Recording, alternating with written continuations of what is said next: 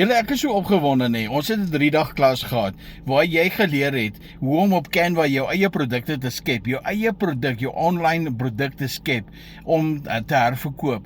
En dan die tweede dag het ons geleer hoe jy jou eie online besigheid kan begin.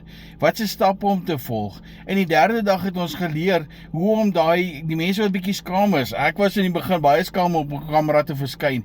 Daar's mense wat byvoorbeeld dit faceless wil doen. Daar's 'n manier om dit ook te doen.